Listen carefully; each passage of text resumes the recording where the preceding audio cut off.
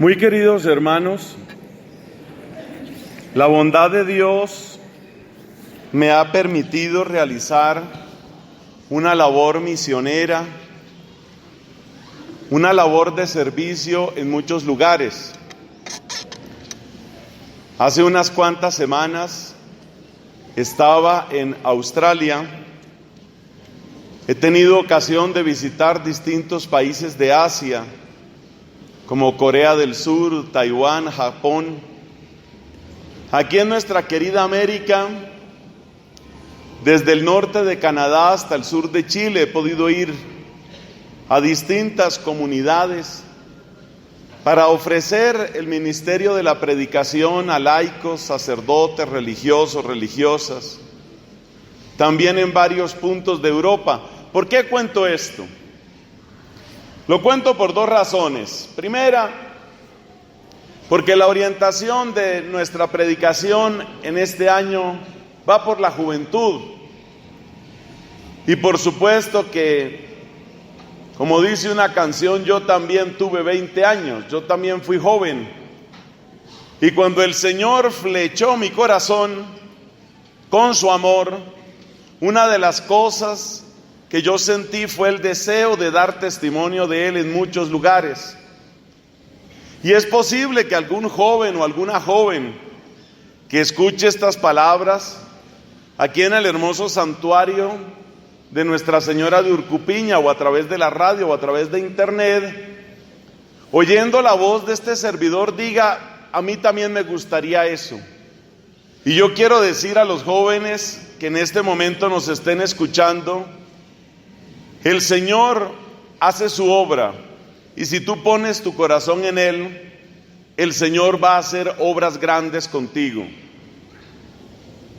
De hecho, en esta querida Bolivia he podido estar varias veces, muchas veces, ya perdí la cuenta, en distintas ciudades desde hace cerca de 20 años. Pero la segunda razón por la que les cuento de esta tarea misionera en la que yo he estado, además de animar a las vocaciones para la misión, es porque cuando uno tiene ocasión de ver la realidad de Europa, de Argentina, de México, de Panamá, de Japón, de Corea, uno empieza a darse cuenta que hay fenómenos que están sucediendo como al mismo tiempo en los distintos países. Y uno empieza a darse cuenta que de verdad, a pesar de las muchas diferencias culturales, raciales, étnicas, incluso religiosas, nos parecemos a una gran aldea, la llamada aldea global.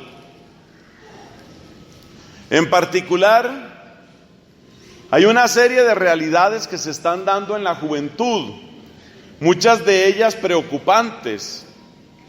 Por ejemplo, cada vez encontramos un porcentaje mayor de suicidio, incluso en países que uno no se esperaría. Uno de los países más liberales, más prósperos, más tranquilos socialmente es Nueva Zelanda. Una estadística de hace poco lo presentaba como el país con mayor número de suicidios. Y hay otros fenómenos. Por ejemplo, tenemos el caso de aquellas prácticas que se vuelven populares, que se vuelven virales, se dice hoy. Esas cosas que todo el mundo repite.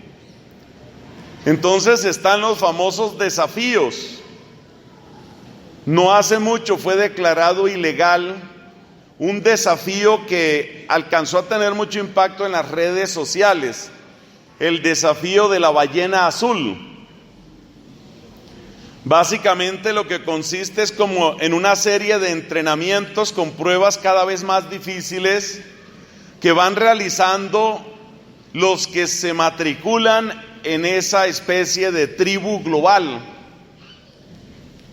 Al principio se trata de cosas relativamente neutras, pero después la gente empieza a hacerse cortadas. Precisamente se llama ballena azul porque Una de las tareas, uno de los desafíos es hacerse cortadas en todo el brazo con la forma de una ballena, tomar la foto y decir fui capaz, lo hice.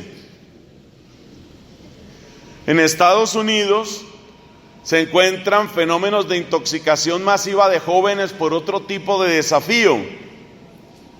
El desafío de tomarse una copa de detergente, lo cual por supuesto produce daños bastante perdurables, incluso en casos graves hasta la muerte. Entonces, uno se pregunta qué hay detrás de eso, sobre todo porque no son cosas que pasan en un solo país. En buena parte por este asunto de las redes sociales es algo que se va repitiendo. Además es muy gracioso porque en todas partes se invita a los jóvenes a que sean originales y se les dan mensajes como sé tú mismo, pero resulta que hay alguien que les enseña a ser ellos mismos y luego te encuentras centenares o miles de jóvenes, cada uno de los cuales piensa que está siendo original, pero todos están repitiendo lo mismo. ¿Qué hay detrás de eso? ¿Qué hay detrás de las frustraciones, el vandalismo que se da en muchos sitios? ¿Qué hay detrás de las prácticas de alcoholismo, de drogadicción o de lectura y práctica del sexo como una especie de entretenimiento, como un juego? Personas muy pobres, muchachos muy pobres de Bogotá, donde yo vivo, los entrevistaban por su estilo de vida lleno de promiscuidad y ellos decían, este es nuestro sexo, este es nuestro deporte, este es nuestro entretenimiento. Yo quiero detenerme sobre todo en una palabra, porque creo que hay una clave muy importante en esto. Es muy fácil señalar, y muchas veces cuando se plantean estos temas de juventud, una tentación que tenemos nosotros los adultos es simplemente incomodarnos, fastidiarnos, preocuparnos, pero siempre señalando a la persona joven, al que se hace las cortadas en los brazos, al que destruye propiedad pública con el vandalismo, o al que se droga. No quiero quitar las responsabilidades que puedan tener esas personas, pero me parece injusto que tratemos la realidad compleja del mundo juvenil simplemente señalando. Y una palabra que ya mencioné y que creo que es muy importante es la palabra frustración. Muchos jóvenes sienten que están viviendo en un mundo de adultos, por supuesto, en el que las reglas de juego son complejas y cambiantes, y en donde muy poco se puede hacer, muy poco impacto se puede tener, salvo contadas ocasiones. Entonces, en esas circunstancias y con esas sensaciones, es fácil refugiarse en un pequeño grupo. En ocasiones se mira incluso el noviazgo de esa manera. Hay personas que miran el noviazgo como una especie de pequeña isla de felicidad. Tú para mí, yo para ti. Los dos nos gozamos, nos gustamos, nos queremos. Esas islas de felicidad no suelen funcionar muy bien porque las expectativas de felicidad que cada uno espera del otro empiezan a convertirse en un agobio para cada uno. Algo así como que ella espera que él sea demasiado perfecto, él espera que ella sea demasiado perfecta. Y como están encerrados en su pequeño núcleo, entonces se fatigan y luego viene la frustración de la separación y al mismo tiempo la necesidad compulsiva de conseguir otra pareja. La palabra frustración es clave porque me parece que indica el tremendo desperdicio de vida, de energía, de talento, de alegría que se está permitiendo nuestra sociedad vista a una escala global. Estamos desperdiciando demasiada fuerza, energía, alegría, talento que está en nuestra gente más joven. Piense usted en aquella persona que tiene que vencerse a sí misma para, sigo con el ejemplo, para empezar a cortarse y luego tomarse la foto. Yo hago una pregunta: esa fuerza interior que llevó a esa persona a cometer eso, ¿no podía servir para otra cosa más interesante, más útil? Seguro que sí, pero nos hace falta encontrar un camino que tendremos que buscarlo entre todos. Tenemos que encontrar un camino para darle un cauce a esa generosidad, a ese valor. En estos últimos días veíamos las manifestaciones abortistas, también gracias a Dios las manifestaciones pro vida. Pero permítanme que me detenga un momento en las manifestaciones abortistas en Argentina. Allá se volvió como una seña de la causa abortista, que finalmente fue derrotada en el Senado, pero las noticias no son completamente buenas, ese no es el tema de ahora. Pero el hecho es que en esa pañoleta verde que utilizaban los abortistas, había multitud, pero realmente multitud de jovencitos y sobre todo jovencitas. Ahí es donde viene el tema. Muchas de estas muchachas sienten que no pueden hacer nada por cambiar la economía, no pueden hacer nada para mejorar el mundo. Están atrapadas en su frustración y de repente alguien tiene la capacidad de capturar esa generosidad, de capturar esa fuerza y las pone a marchar. Yo vi varias de las entrevistas que les hacían a estas jovencitas abortistas, porque para mí es un dolor terrible que una mujer joven considere como meta inmediata de su vida el derecho de asesinar sus hijos. Entonces entrevistaban a estas chicas y varias de ellas decían: este es el momento para hacer historia. Oiga la expresión, hacer historia.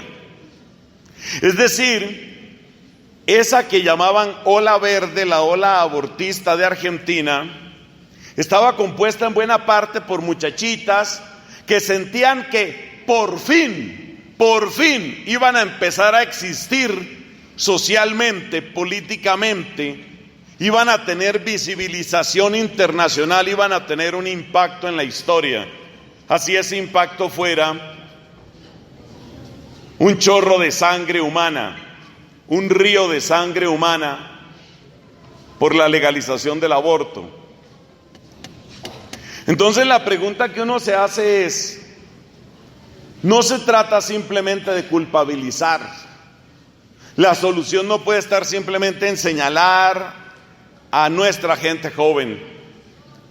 Y por eso le doy tanta importancia a esa palabra frustración. Muchos de ellos no han encontrado la manera.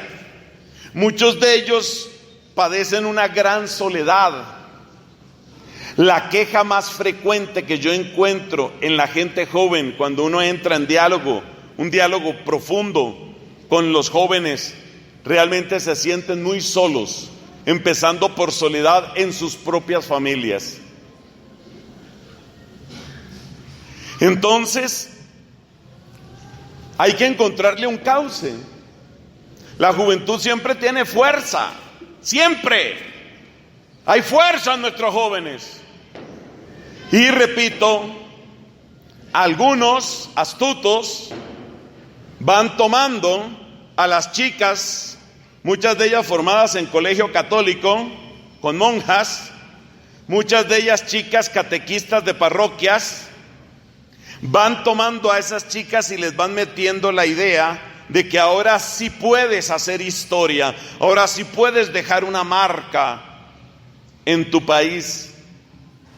Y yo pregunto, ¿qué pasaría si se pudiera? ¿Qué pasaría si nosotros lográramos lo contrario? ¿Qué pasaría si nosotros pudiéramos tomar esa fuerza, pero para algo realmente positivo? Y estamos convencidos de que sí es posible. Y estamos convencidos de que sí hay referencias claras en la historia de la iglesia y en la Sagrada Escritura. Lo que están viviendo muchos de nuestros jóvenes se parece al evangelio que hemos oído. Una barca en medio de una tormenta que se va llenando de agua. Es una situación angustiosa, pero sobre todo que se va empeorando. Y repito, la sensación es: no se puede hacer nada. A lo sumo lo que se puede hacer es reunirse, estar a gusto con mi pequeño grupito de amigos, o estar a gusto con mi novia, con mi novio. La gente siente que se le está llenando la barca de agua y a veces naufragan, y el naufragio se llama suicidio. Pero ¿qué tal que hubiera un camino diferente? Y es aquí donde me parece tan importante la historia de David. Yo pienso que nuestros jóvenes en el fondo buscan lo que todo corazón humano busca: una vida plena, una vida que tenga significado, que tenga propósito. Como decían las tristes abortistas argentinas, una vida en la que se pueda hacer historia. Quizás esas muchachitas del vecino país no tienen claro un detalle, y es que el primero que está interesado en que tu vida tenga propósito, en que tu vida sea vida plena, el primero que tiene esa voluntad y ese deseo es Dios. Así, por ejemplo, leemos en algún lugar del libro eclesiástico esta frase: hay algunos que vivieron, pero como si no hubieran vivido, no dejaron nada. Hay algunos que vivieron como si no hubieran vivido. Pero eso no es lo que quiere Dios de nosotros. Dios quiere una vida plena. Y yo estoy convencido que si nosotros todos, pequeños y grandes, hombres y mujeres, si nosotros vamos buscando juntos esa vida plena, y si vamos abriendo los caminos, tendremos menos jóvenes que estén tragando buches de detergente para mostrar que sí son capaces. Tendremos menos jóvenes cortándose el cuero y tomándose fotos para demostrar que sí son capaces. Tendremos más jóvenes peleando contra los Goliaths de hoy, porque hay mucho monstruo, hay mucho gigante arrogante como Goliat que está plantado delante de nuestra sociedad con esa actitud de desprecio que escuchábamos en la primera lectura tomada del primer libro de Samuel. Mencionemos dos o tres. Pensemos, por ejemplo, en el tema de la corrupción. Como lo ha dicho el Papa Francisco, la corrupción es una epidemia que recorre nuestros países, que recorre la empresa privada, que recorre nuestros gobiernos de derechas y de izquierdas. La corrupción que se mete también dentro de la iglesia y que escandaliza y aleja a buenos corazones. Ese es un Goliat. Entonces yo me pregunto, viendo por ejemplo aquí estos jóvenes que están en un camino hermoso de discernimiento, yo me pregunto mirando a estos jóvenes y también los que no tienen un alba puesta, que están ahí en las bancas de la iglesia y que quieren ser escritores, ingenieros, científicos o artistas. Yo me pregunto, ¿no habrá por ahí un David? No habrá por ahí un David que pueda decir: vamos a plantarnos frente a este Goliat. Eso es lo que necesitamos. Necesitamos jóvenes que sean los nuevos David, hombres y mujeres que sean capaces de unirse en profunda solidaridad y puedan dar una respuesta, por ejemplo, frente a esa situación. Durante estos días de oración, hermanos, me han impactado mucho las oraciones que se han escogido como oración de los fieles. Póngale cuidado, por ejemplo, a las que vamos a escuchar en unos momentos y a las que nos vamos a unir. Son oraciones que denuncian temas serios, graves. Entonces le nombro otro Goliat: la injusticia social. Esa es una cosa terrible. Y la gran solución para muchos es exacerbar las diferencias, romper el tejido social y poner en guerra abierta unas clases sociales contra otras. Eso se llama marxismo. Es un experimento brutal que ha dejado millones y millones y millones de muertos y que deja profundas divisiones de odio en las sociedades, incluso después de que ha desaparecido el gobierno marxista. ¿Qué tal que hubiera una generación de valientes, una generación de David que pueda tomar ese tipo de situación y pueda abordarla de un modo nuevo? No desde el odio, no desde la destrucción, no desde la siembra de la división, sino desde la coherencia, la unidad, la sabiduría, la compasión, como nos proponen nuestros pastores. ¿Dónde están esos David? Los necesitamos en los seminarios, los necesitamos en las comunidades religiosas, pero no solo ahí. Necesitamos esos David en las alcaldías y en las gobernaciones. Necesitamos esos David en las universidades y en los centros educativos. Necesitamos esos David en los laboratorios y en los talleres de los pintores y los escultores y los poetas. Ahí necesitamos esos David.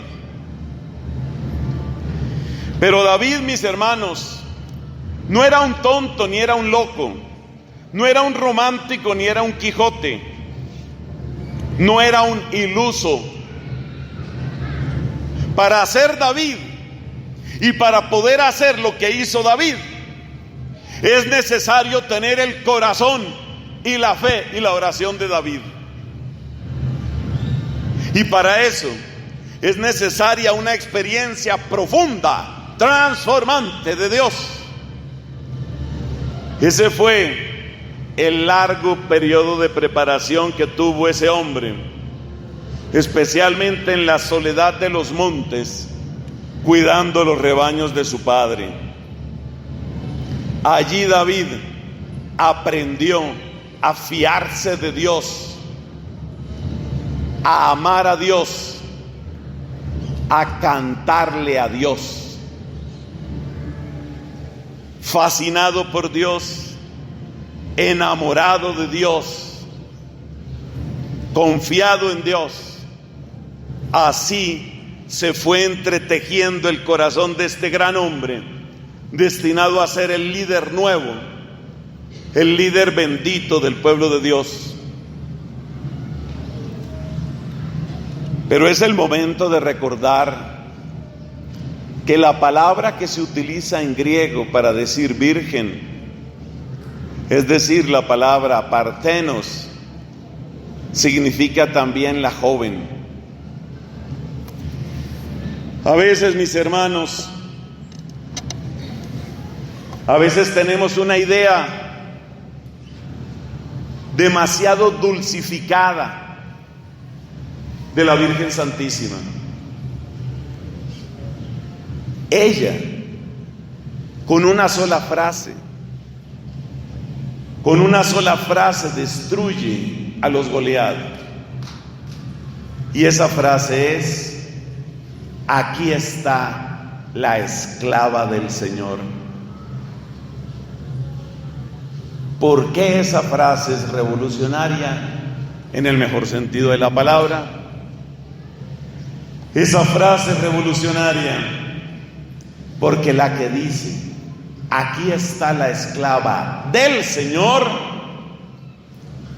está diciendo: no soy esclava ni del demonio, ni del mundo, ni de la carne. Hermoso el ejemplo de David. Más hermoso y perfecto el ejemplo de María. Necesitamos la juventud de la vida plena. Necesitamos la juventud de los que no se dedican a tomar detergente y a cortarse los brazos. Necesitamos la generación de los que son capaces de decir: aquí está la esclava, aquí está el esclavo del Señor. Esa era la firma que tenía San Pablo. Doulos tu Christou, el esclavo de Cristo. Y cualquiera podría pensar: ¡ay, qué mentalidad esa, como tan humillante! ¡No, Señor! Te repito, la que dice: esclava soy del Señor, está diciendo: ni los imperios, ni los intereses, ni las coimas, sobornos de este mundo tienen poder sobre mí. Así se forman los corazones que marcan la historia, no con un chorro de sangre abortada, sino con un manantial de vida que salta hasta la eternidad. Sigamos esta celebración, hermanos, pidiendo a Dios nuestro Padre, por intercesión de María, que esta amada Bolivia pueda ver la generación de la vida plena. No más jóvenes frustrados, confundidos, embrutecidos en el alcohol, en la droga, en el juego o en el sexo. Queremos atrevernos a proponer una generación que sea capaz de decir: yo sé de qué raza soy, yo sé cuál es mi estirpe, yo sé cuál es la respuesta. Los que se preparen así estarán listos para dar la pelea con los Goliat de nuestro tiempo. Así lo conceda el Señor. Amén.